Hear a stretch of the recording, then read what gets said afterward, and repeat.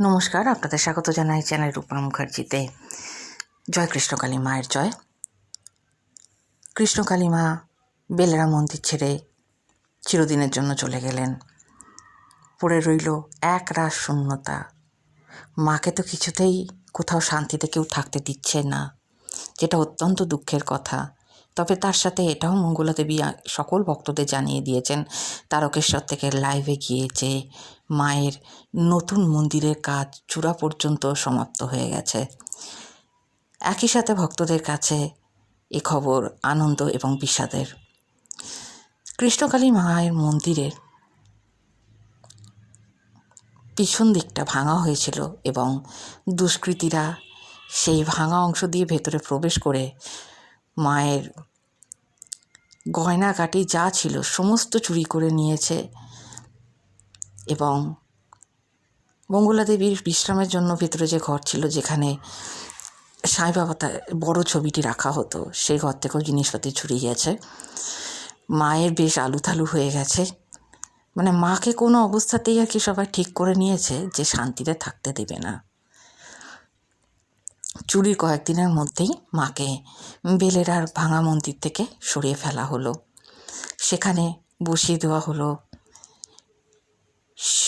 শিব ও মায়ের একটি ছোট প্রতিমূর্তি।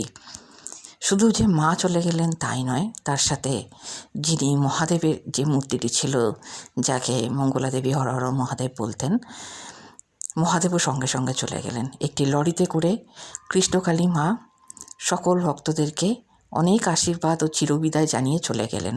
কিন্তু আপনারা কি জানেন, মাকে অতি সহজে কিন্তু বেলেরার যে গর্ভগৃহ থেকে সরানো যাচ্ছিল না। 10 জন মানুষ একসাথে চেষ্টা করেও মাকে কিন্তু নড়াতে পারেনি। না, মায়ের পাষাণ মূর্তির কথা বলা হচ্ছে না, মাকেই ওখান থেকে সরানো যাচ্ছিল না।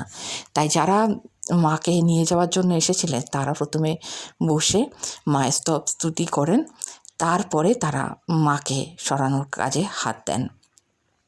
বেশ কিছু ভক্তদের উপস্থিতিতে মাকে ধীরে ধীরে বেদি থেকে নড়ানো হলো।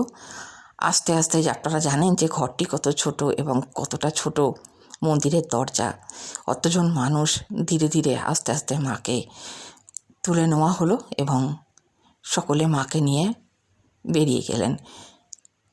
যেখানে ভক্তরা লাইন দিতেন সেই জায়গায় লরিটি দাঁড়িয়েছিল। লরিতে প্রথমে মাকে সযত্নে তোলা হলো, তারপর মহাদেবকে তুলে নেওয়া হলো। লরি আস্তে আস্তে আস্তে আস্তে মন্দির পরিসর থেকে বেরোতে বেরোতে রাস্তায় গিয়ে দাঁড়ালো। আকুল ভক্তরা শেষবারের মতো মায়ের দর্শন করে নিলেন। সকলেই মাকে মন ভারী করে বিদায় জানালেন।